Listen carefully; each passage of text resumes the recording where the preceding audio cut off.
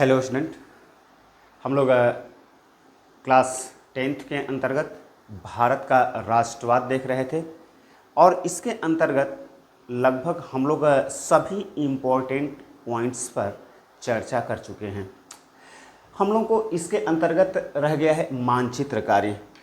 मानचित्र कार्य ही देखना था। मानचित्र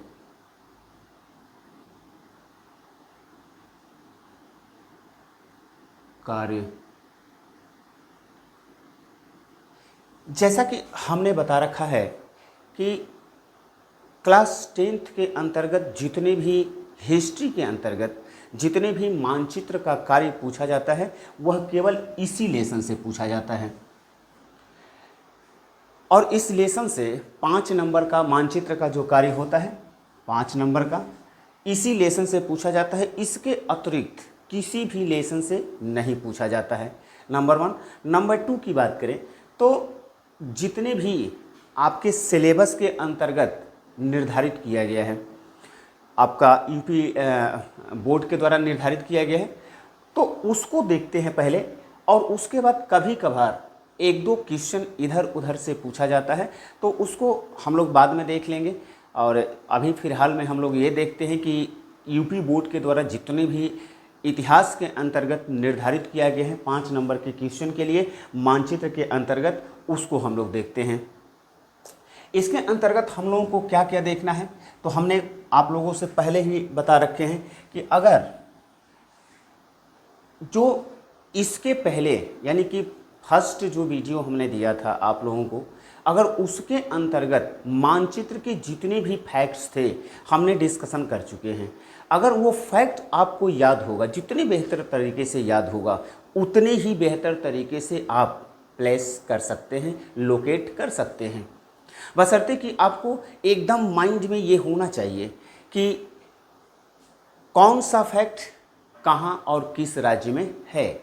अगर ये आपको जानकारी है तो नो डाउट आप कर लेंगे। दूसरा चीज़ हम बार बार कह रहे हैं कि जब भी अगर इसके अंतर्गत यानी कि 10th क्लास के अंतर्गत जो 10 नंबर का मैप वर्क होता है, 10 नंबर के मैप वर्क के लिए आपको भारत के मानचित्र को अपने माइंड में रखना पड़ेगा और ख़ास तौर से एक चीज़ को रखना पड़ेगा कि भारत के अंतर्गत कौन सा राज्य कहाँ पर अवस्थित है।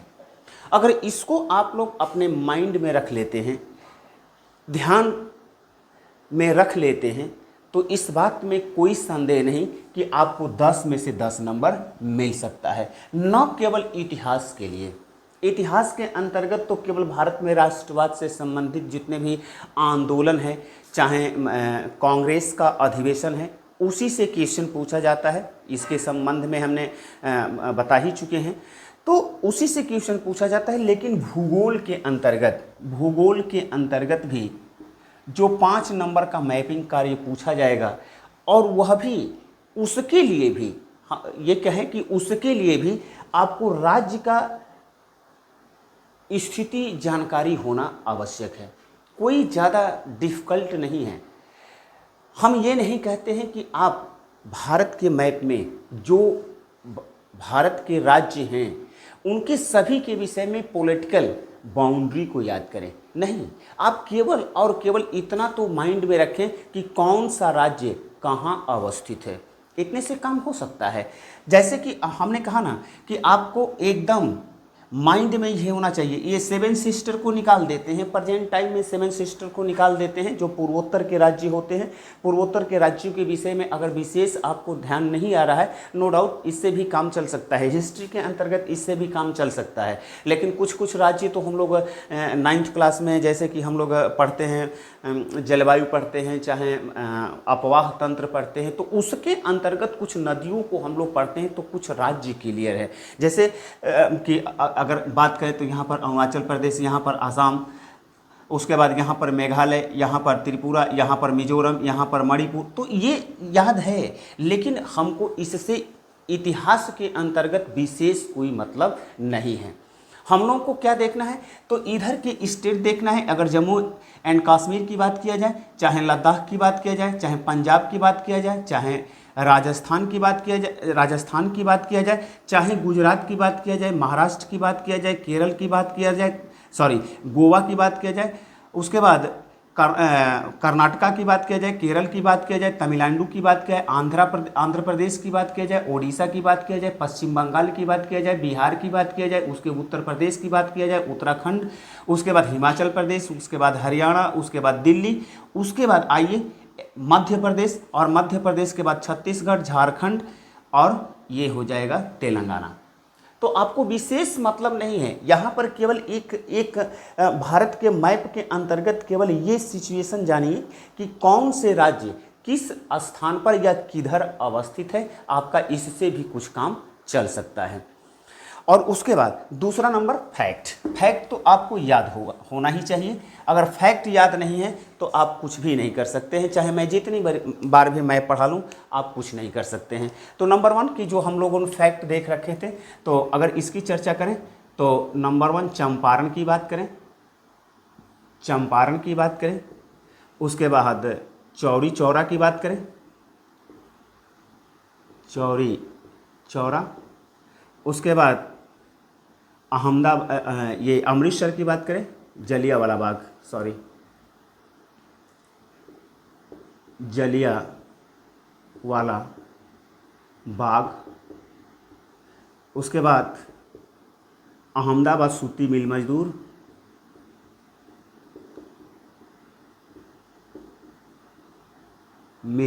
मजदूर, आंदोलन,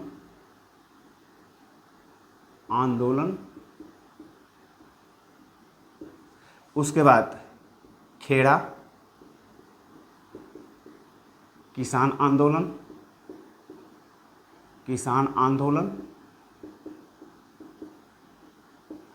उसके बाद 6 नंबर पर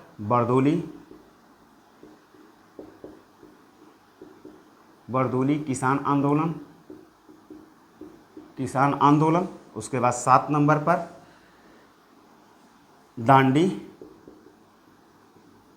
उसके बाद 8 नंबर पर कांग्रेस की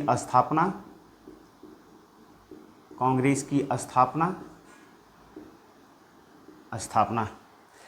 फिलहाल में इतना ही। और इसके अंतर्गत चंपारण की बात करें, चौरी चौरा की बात करें, जलियांवाला बाग की बात करें, अहमदाबाद की बात करें, खेड़ा की बात करें, बरदौली की बात करें, दांडी की बात करें, इतना सिलेबस यूपी बोर्ड के जो सिलेबस निर्धारित किया गया है उसके अंतर्गत ये सारी चीज़ें निर्धारित किया गया है। किसके लिए? मानचित्र के कार्य के लिए। उसके बाद आपके पास 4 कांग्रेस के अधिवेशन हैं, उसको भी हम लोग देख लेंगे। इसको पहले डिसाइड कर लेते हैं, ये फैक्ट्स हैं। अगर हम चंपारण की बात करें तो चंपारण के विषय में नंबर 1 कि यह कहाँ अवस्थित है, तो बिहार राज्य में अवस्थित है। यह चंपारण के विषय में कब यह किसान चंपारण का नील आंदोलन कब हुआ था, तो 1917 में। चौरी चौरा कहाँ अवस्थित है, तो यूपी में, यूपी के गोरखपुर जिले में। और यह कब की घटना है, तो 5 फरवरी 1922 की घटना है। अगर जलियांवाला बाग की बात करें तो जलियांवाला बाग कहाँ अवस्थित है, तो पंजाब में राज्य में अवस्थित है, पंजाब में। उसके बाद पंजाब के किस शहर में, तो अमृतसर शहर में। कब की घटना है, तो 13 अप्रैल 1919 की घटना है। अहमदाबाद सूती मिल मजदूर आंदोलन की बात करें तो यह अहमदाबाद कहाँ अवस्थित है, तो नंबर 1 गुजरात में अवस्थित है। उसके बाद यह आंदोलन कब हुआ था, तो 1918 में हुआ था। खेड़ा किसान आंदोलन, तो खेड़ा कहाँ अवस्थित है, तो गुजरात में अवस्थित है। यह आंदोलन कब हुआ था, तो 1918 में हुआ था। बरदोली कहाँ अवस्थित है, तो बरदोली भी कहाँ अवस्थित है, गुजरात में अवस्थित है। और यह कब की घटना है, तो 1928 की घटना है। दांडी मार्च, ये नमक सत्याग्रह के अंतर्गत हम लोग पढ़ रहे थे कि नमक सत्याग्रह महात्मा गांधी ने अपने गुजरात में साबरमती के आश्रम पर अवस्थित गांधी आश्रम, जिसको साबरमती आश्रम के नाम से भी जाना जाता है, तो वहाँ से जो वो नमक सत्याग्रह करते हैं और 6 अप्रैल गुजरात के तटीय क्षेत्र पर 6 अप्रैल 1930 की घटना है। और यह भी कहाँ अवस्थित है? गुजरात में अवस्थित है, गुजरात में अवस्थित है। कांग्रेस की स्थापना की बात करें तो कांग्रेस की स्थापना कहाँ हुआ? मुंबई में हुआ। नंबर 1 मुंबई में हुआ। मुंबई किस राज्य में है? तो महाराष्ट्र राज्य में है।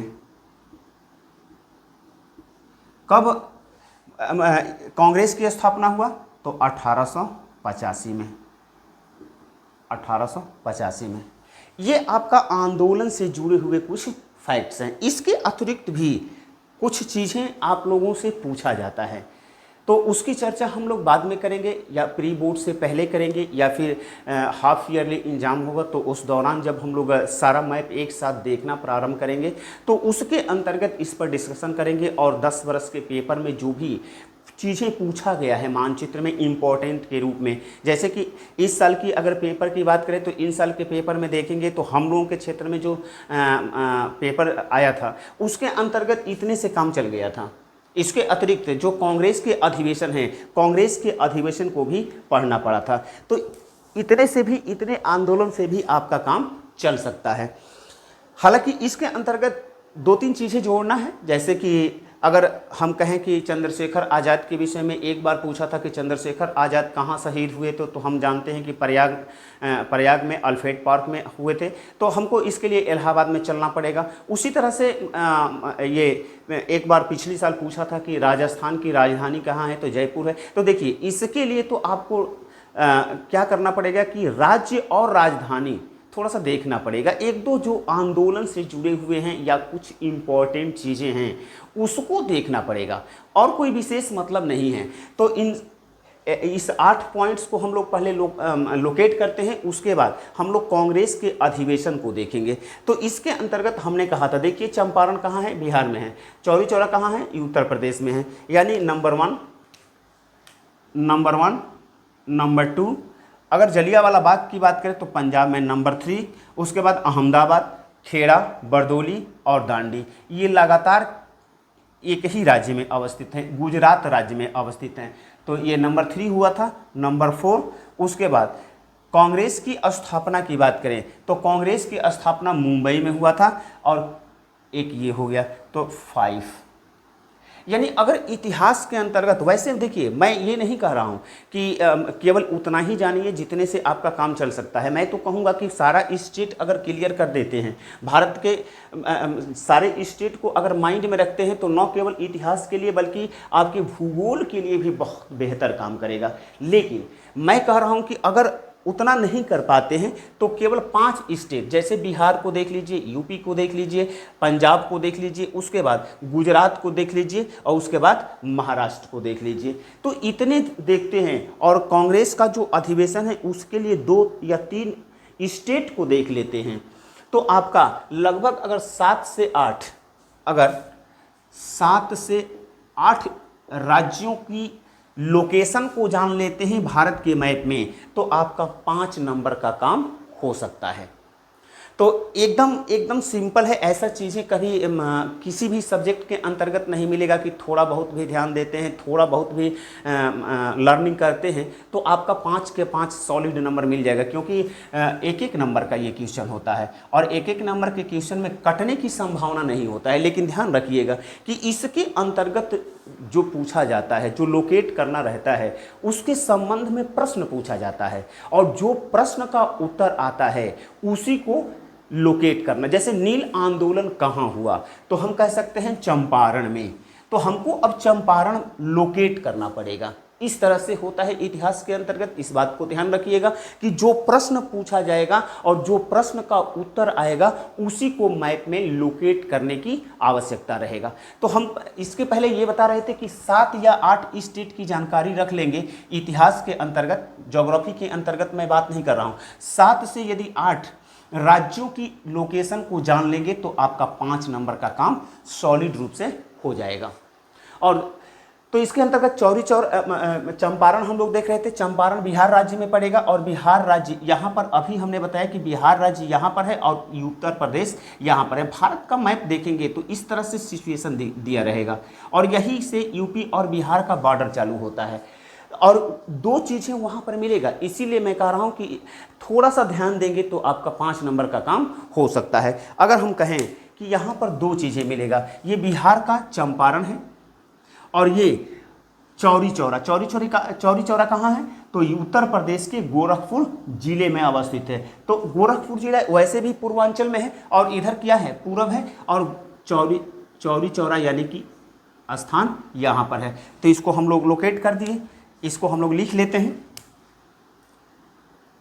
ये क्या है, चंपारण। थोड़ा सा अपने आप को विशेष दिखाने के लिए बिहार, आप लोगों को ऐसा करना चाहिए कि हम विशेष हैं और हमको नंबर चाहिए। देखिए भाई, नंबर के लिए आकर्षण करना आवश्यक है, यानी कि जो एग्जामिनर है उसके ध्यान को आकर्षित करना आवश्यक है और जितने बेहतर तरीके से उसके ध्यान को आकर्षित करते हैं नो डाउट उतने ही बेहतर आपको नंबर मिलेंगे। तो यहाँ पर चंपारण को लोकेट कर दिए, अब कोई कुछ भी नहीं करना है, लेकिन आप बिहार लिख देते हैं फिर या 1917 लिख देते हैं तो आप क्या हो जाएंगे, आप थोड़ा सा स्पेशल दिखाई देंगे और यहाँ से थोड़ा सा आपके ऊपर एग्जामिनर का ध्यान जाएगा कि नहीं इसको जानकारी है। दूसरा नंबर, अगर दूसरे लोकेट की बात करें तो दूसरे हमने लोकेट किया था चौरी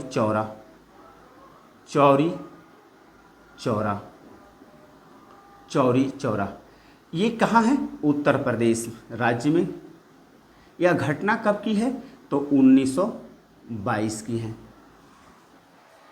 देखिए, मैं ये नहीं कह रहा हूँ कि जो एग्जाम के दौरान इसको लोकेट करेंगे तो उत्तर प्रदेश 1922 लिखेंगे, बिहार 1917 लिखेंगे, नहीं भी लिखते हैं तो आपका काम चल जाएगा क्योंकि लोकेट आप कर चुके हैं। लेकिन ये क्या है, स्पेशल दिखने के लिए दूसरा नंबर की अगर आप इस तरह से प्रारंभ है अभी, अगर प्रारंभ में ही इस तरह से जब नोट्स लिखेंगे और नोट्स के साथ में एक भारत का मैप वहाँ पर बनाकर डालिए, चाहे हाथ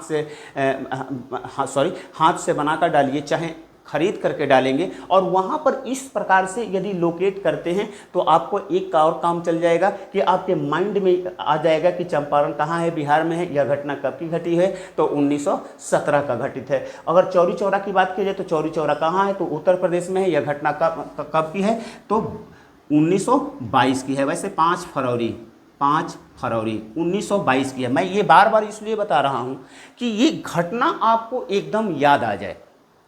इस पर कोई कभी कभी क्या करता है, जो मैप वर्क पूछ रहा है तो मैप का तो वर्क पूछता है, कभी कभी क्या करता है कि बहुविकल्पी का प्रश्न इसी से बना देता है। तो उसके लिए भी हमें तैयार होना है कि अगर बहुविकल्पी का बना देता है तो सो मच सो गुड, क्योंकि 5 नंबर का मैप का कार्य हो जाएगा। अगर 1 नंबर का भी बहुविकल्पी का प्रश्न पूछ देता है तो संभवतः 5 + 1 = 6 नंबर हो जाएगा।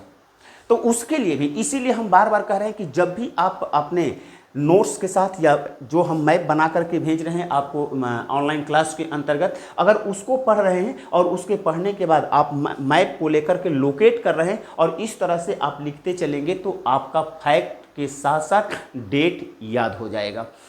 अब नंबर 3 की बात करें तो हमने अभी कहा कि पंजाब कहाँ अवस्थित है, पंजाब यहीं पर अवस्थित है और पंजाब वहाँ पर अवस्थित है। तो अगर जलियांवाला बाग की बात किया जाए तो यह पंजाब राज्य के अमृतसर शहर में अवस्थित है। और ये देख रहे हैं जो भारत का ये कट है, यहीं पर अमृतसर शहर है, यहीं पर, और यहीं पर जलियांवाला बाग हत्याकांड हुआ था। इसको भी लोकेट कर देते हैं, अमृतसर, यहाँ पर लिख देते हैं पंजाब। यह घटना कब की है, तो 1919 की है, 1919 की है। ध्यान रखिएगा 13 अप्रैल 1919 की है। 3 हो गया।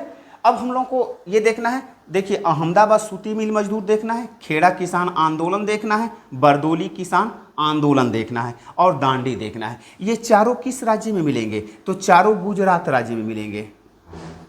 अब हमको एक ही राज्य खोजना है और एक राज्य हम जान जाते हैं तो हमारा ये चारों लोकेशन प्राप्त हो जाएगा। तो अगर हम कहें तो देखिए, हालांकि जो यूपी बोर्ड के द्वारा मैप दिया जाता है तो उसमें कर्क रेखा के सिचुएशन नहीं होता है, लेकिन मैं बार बार कहता हूं कि कर्क रेखा का सिचुएशन जान लीजिए कि कर्क रेखा कहां से गुजरती है, ऐसे गुजरती है।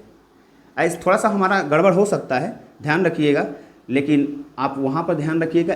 कर्क रेखा भारत के मध्य से गुजरती है और हम लोग जानते हैं, तो हमारा थोड़ा सा खींचने में गड़बड़ हो सकता है, लेकिन यहाँ पर लोकेट करने के क्रम में हम लोग इतना अंदाज लगा सकते हैं कि यही क्या है, कर्क रेखा है। और हम कर्क रेखा को तो कहेंगे कि कर्क रेखा को आप जो जान लीजिए कि कहाँ से गुजरती है। अगर ये जानकारी रहेगा तो आपका न केवल इतिहास के अंतर्गत बल्कि आपको भूगोल के अंतर्गत भी जो मैप पढ़ाएंगे उसके अंतर्गत भी क्या हो जाएगा, सिंपल हो जाएगा, सरल हो जाएगा। पहचान सुनिश्चित करने में आपको बहुत ही सुविधा महसूस होगी। तो खैर यहाँ पर देखते हैं, तो अगर हम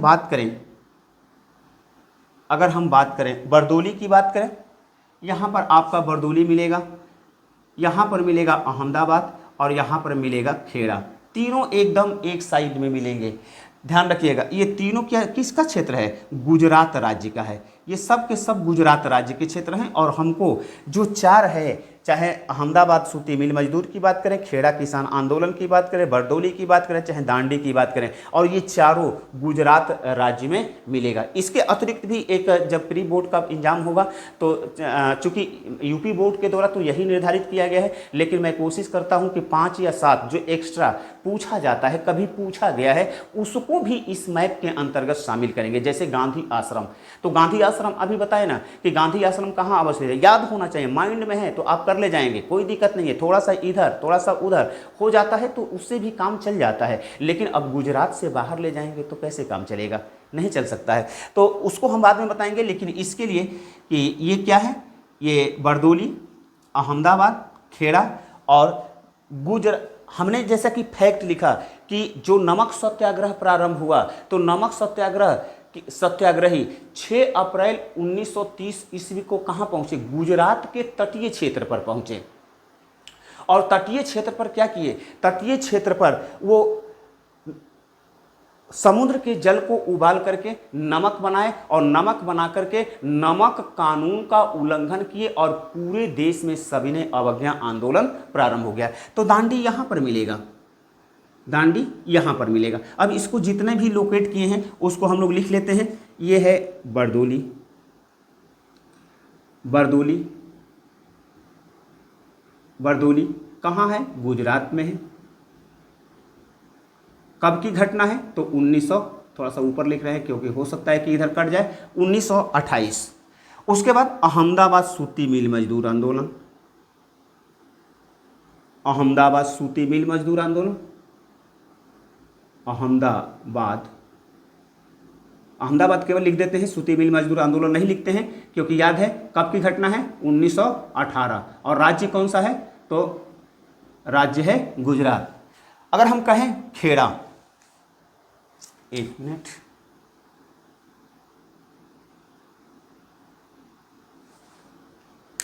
उसके बाद हम लाते हैं खेड़ा। खेड़ा किसान आंदोलन कब हुआ तो वह भी 1918 में ही हुआ। किस राज्य में अवस्थित है तो गुजरात राज्य में ही अवस्थित है, गुजरात में ही अवस्थित है। दांडी, अगर दांडी की बात करें तो यह कब की है तो 1930 की है, सॉरी दांडी,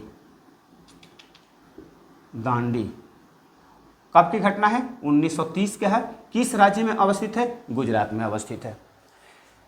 तो इस तरह से अगर हम कहें तो जितने भी आंदोलन से संबंधित है उतना लगभग अभी कांग्रेस की स्थापना छूट रहा है। कांग्रेस की स्थापना के विषय में यूपी बोर्ड के द्वारा जो सिलेबस निर्धारित किया गया है उसके अंतर्गत नहीं दिया गया है, लेकिन ये कभी कभार पूछा गया है, तो इसलिए मुंबई को हम लोग शामिल कर लेते हैं। अगर मुंबई कहें तो महाराष्ट्र की राजधानी है, और महाराष्ट्र की राजधानी है, और यहाँ पर थोड़ा सा देखेंगे तो इस तरह का क्षेत्र मिलेगा, ऐसा कटिंग मिलेगा, और यहीं पर समुद्र के किनारे क्या है, मुंबई अवस्थित है। यहीं पर कांग्रेस की स्थापना हुआ था, 1885 में स्थापना हुआ था। तो कांग्रेस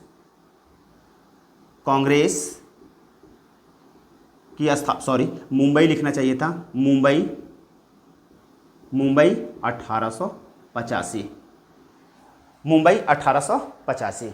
तो इतना जो इतिहास के अंतर्गत जितना भी मैपिंग वर्क पूछता है तो आंदोलन से संबंधित इतने ही मैपिंग वर्क से काम चल जाता है। एक दो, जैसा कि हम कह रहे हैं कि एक दो जो छूट रहा है वह पेपर के अनुसार, जो पिछले पेपर में जो पूछा गया है उसके अनुसार, तो उसको हाफ ईयरली जो एग्जाम होगा, चाहे ये प्री बोर्ड होगा, उससे पहले हम लोग जब फाइनल टच करेंगे, फाइनली हम लोग पढ़ेंगे, तो उसमें हम एक दो चीज़ें शामिल करना है उसको हम शामिल कर लेंगे। तो ये हुआ आंदोलन से संबंधित। अब आता है कि कुछ कांग्रेस के अधिवेशन, 4 अधिवेशन निर्धारित किया गया है यूपी बोर्ड के द्वारा, उसको हम लोग देख लेते हैं, इसको छोड़ देते हैं।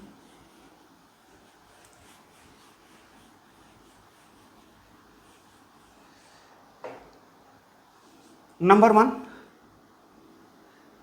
सितंबर, फैक्ट एकदम याद होना चाहिए, यही कारण है कि मैं बार बार फैक्ट को बता रहा हूं, और इस लेसन को प्रारंभ करने से पहले ही मैं फैक्ट आपको बता दिया था, क्योंकि आपको फैक्ट अगर याद है तो फैक्ट याद है तो आप लोकेट कर लेंगे। एक बात ध्यान लीजिए, तो फैक्ट एकदम याद होना चाहिए, एकदम जुबान पे होना चाहिए, क्योंकि जो प्रश्न पूछा जाएगा, प्रश्न का उत्तर ही आपको लोकेट करना है, और प्रश्न का उत्तर नहीं आता है, गलत उत्तर आता है तो गलत लोकेट करेंगे, इसीलिए फैक्ट को पहले जानिए। तो सितंबर 1920 कोलकाता, कोलकाता नंबर 1। नंबर 2 दिसंबर 1920 नागपुर, नागपुर।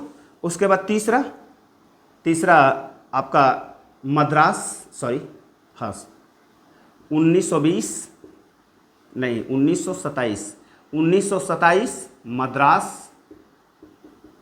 मद्रास, और उसके बाद चौथा है 1929 लाहौर। अब हमने कहा था ना कि अभी आंदोलन के संबंध में कि 7 से 8 यदि स्टेट को यानी राज्य को आप सिचुएशन को जान लेते हैं तो इतिहास में 5 नंबर का काम हो जाएगा। अब इसके अंतर्गत देखिए कि ये कोलकाता कहाँ अवस्थित है, तो पश्चिम बंगाल की राजधानी है, पश्चिम बंगाल। अब हम लोगों को कहाँ चलना है, पश्चिम बंगाल, यहाँ पर चलना है। उसके बाद अगर नागपुर की बात करें तो नागपुर कहाँ अवस्थित है, तो नागपुर महाराष्ट्र में अवस्थित है, अब आपका क्या कार्य हल्का हो गया, क्योंकि हम लोग मुंबई की अभी पहचान किए कि मुंबई हम लोगों का कहाँ है, तो मुंबई की यदि पहचान किए तो ये इसका मतलब है कि ये महाराष्ट्र का क्षेत्र है, और इसी क्षेत्र में नागपुर भी अवस्थित है। अगर हम कहें मद्रास, तो मद्रास की कहें तो तमिलनाडु की बात करें, तो तमिलनाडु हमने अभी चर्चा किया कि तमिलनाडु इसी क्षेत्र में है, तो इसका मतलब है कि मद्रास भी इसी क्षेत्र में होगा। उसके बाद लाहौर, तो लाहौर के विषय में हम लोग जानते हैं कि लाहौर भारत में नहीं है, यह क्या है, पाकिस्तान में है।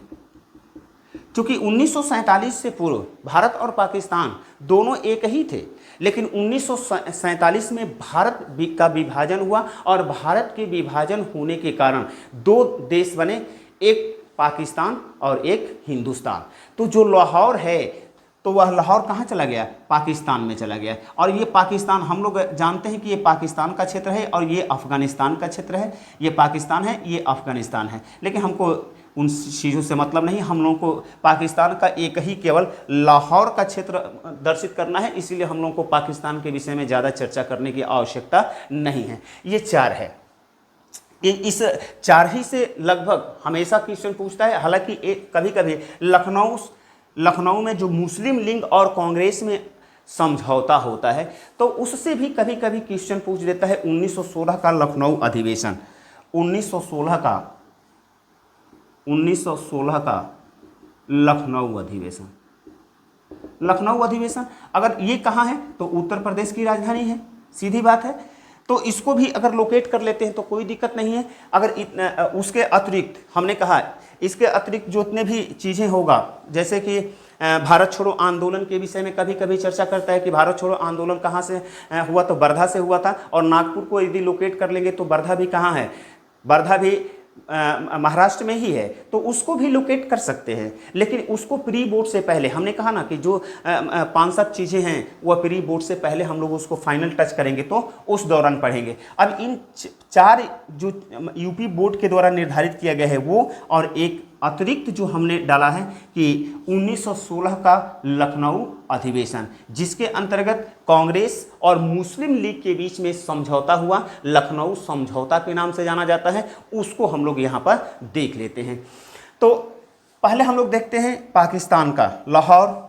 तो देखिए कुछ नहीं करना है, जहाँ पर ये भारत का अभी कट है और हम लोगों ने अमृतसर यानी कि पंजाब राज्य के अमृतसर को खोजा, वहीं पर अब हम लोग को पाकिस्तान से विशेष मतलब नहीं है। यहाँ पर क्या मिलेगा, आपका लाहौर मिलेगा, लाहौर मिलेगा। इसको खींच करके लिख लेते हैं लाहौर। लाहौर लिखना चाहें तो कोई दिक्कत नहीं है, लेकिन फैक्ट याद करने के क्रम में जो आप नोट्स के साथ जो मैप बना रहे हैं उसमें लिखिएगा, क्योंकि आपको फैक्ट याद रहेगा।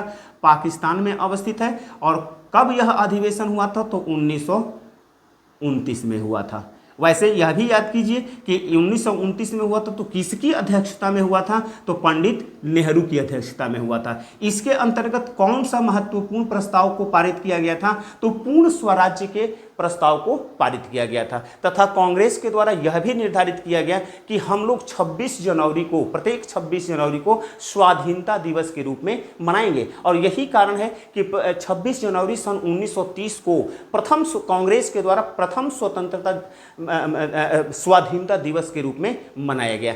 तो ये फैक्ट आपको याद कर लेना चाहिए। ये हम जो फर्स्ट क्लास दिए थे उसी के अंतर्गत इसको हम दे चुके हैं। अगर हम कहें सितंबर 1920 का कोलकाता अधिवेशन, तो हमने कहा ना कि ये पश्चिम बंगाल राज्य यहीं पर अवस्थित है। तो पश्चिम बंगाल की राजधानी कहाँ है, कोलकाता है। और कोलकाता समुद्र के किनारे है। और ये जो इतना छोटा सा एक निकला हुआ भाग है जो कि आपको मैप में भी दिखाई देगा, मैप देखेंगे तो उस तरह की एक भाग है जो देखिए दिखाई देता है, ये छोटा सा भाग। और यहीं पर क्या है, कोलकाता है, कोलकाता, कोलकाता, कोलकाता। यह कब की है, तो 1920।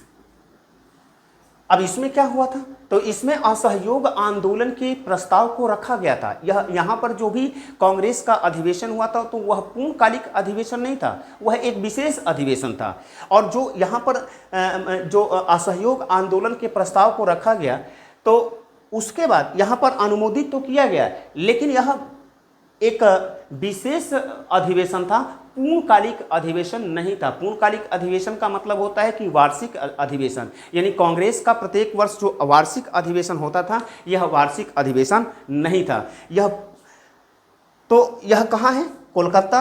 और ये कोलकाता कहाँ अवस्थित है, पश्चिम बंगाल में। और आपको जो मैप है, मैप देखेंगे, उठाकर देखेंगे तो इस तरह से सिचुएशन क्रिएट किया होगा। और यहीं पर क्या है, कोलकाता है, यहीं पर कोलकाता है। तो और कोलकाता का जो कांग्रेस का अधिवेशन कब हुआ था, 1920 में हुआ था। दिसंबर की बात करें, दिसंबर 1920 की बात करें, तो दिसंबर 1920 नागपुर में, अभी हमने कहा ना कि नागपुर कहाँ अवस्थित है, तो महाराष्ट्र राज्य में अवस्थित है। इसको लोकेशन को जानने के लिए सबसे बड़ी चीज़ है कि जो मुंबई हम लोगों ने लोकेट किया, मुंबई अभी हम लोगों ने लोकेट किया, तो देखिए इसके बीच से चलिए, इसके बीच से और मुंबई के पास से जब चलेंगे तो यहाँ पर आपको मिलेगा नागपुर। हालांकि देखिए ये ट्रिक है, ये केवल ट्रिक है और कुछ है नहीं। थोड़ा सा इधर थोड़ा सा उधर हो सकता है, लेकिन हमने बताया कि ये ट्रिक है और ट्रिक के माध्यम से आप क्या जान जाएंगे, आपको नागपुर खोजना आसान हो जाएगा। बस इतना जानिए कि नागपुर कहाँ अवस्थित है, तो महाराष्ट्र राज्य में अवस्थित है, महाराष्ट्र राज्य में अवस्थित है। इसको भी लिख देते हैं, नागपुर, इधर लिखते हैं नागपुर 1920। अब उसके बाद क्या बचता है, तो एक बचता है कि 1927 मद्रास। तो मद्रास कहाँ, अभी हमने बताया कि मद्रास जिसको आज आधुनिक नाम चेन्नई है, तमिलनाडु राज्य में अवस्थित है, वह भी समुद्र के किनारे है और यहीं पर है मद्रास, इसको भी खींच करके लिख देते हैं, दिखाई देगा ना, मद्रास, मद्रास, मद्रास 1927। उसके बाद एक बचता है जो अतिरिक्त है, यूपी बोर्ड के द्वारा कभी इसको पूछा गया है, लेकिन यूपी बोर्ड के द्वारा जो मानचित्र के लिए सिलेबस निर्धारित किया गया है उसके अंतर्गत इसको रखा नहीं गया है, इस बात को ध्यान रखिएगा। लेकिन जो अतिरिक्त हम लोगों को पढ़ना है 1916 लखनऊ, तो हम लोग जानते हैं कि लखनऊ उत्तर प्रदेश की राजधानी है, और उत्तर प्रदेश की राजधानी है, और उत्तर प्रदेश की लोकेशन की बात करें तो ये सब के सब क्या है, उत्तर प्रदेश में है, और लखनऊ आपको यहीं पर मिलेगा, लखनऊ मिलेगा, लखनऊ। और इसको खींच करके लिखते हैं, इसको खींच करके लिखते हैं लखनऊ। यह कब हुआ था, 1916 में हुआ था।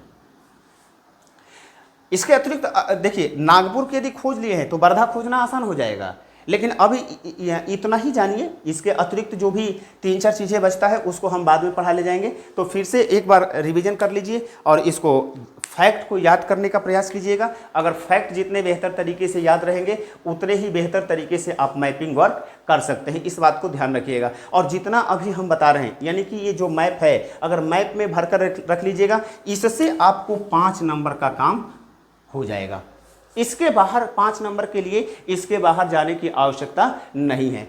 तो इस बात, और इतना आसान चीज़ें क्या मिलेगा, कोई भी ऐसा सब्जेक्ट है कि एकदम आउट है कि इतना हम लोग पढ़ लेंगे, इतना पढ़ लेंगे तो हम लोग का 5 नंबर का श्योर एंड सर्टेन 5 नंबर का काम हो जाएगा। कोई ऐसा सब्जेक्ट नहीं मिलेगा केवल एसएसटी छोड़कर। उसी तरह से ज्योग्राफी के अंतर्गत भी जो 5 नंबर का काम होता है, ठीक इसी बेस पर, इसी खूंटी पर आधारित होता है। उसको अभी हम लोग देखेंगे, बाद में देखेंगे, जब लेसन प्रारंभ करेंगे तो लेसन के अनुसार हम लोग देखते चलेंगे। लेकिन उसमें थोड़ा सा भूगोल में डिफिकल्टी है, लेकिन इतिहास के अंतर्गत कोई विशेष डिफिकल्टी नहीं है। केवल और केवल इतना आप लोग याद कर लेते हैं, इतना समझ लेते हैं, इतना जान लेते हैं, भारत के मैप पर इन सब स्थानों को लोकेट कर लेते हैं तो आपको 5 नंबर का काम हो जाएगा।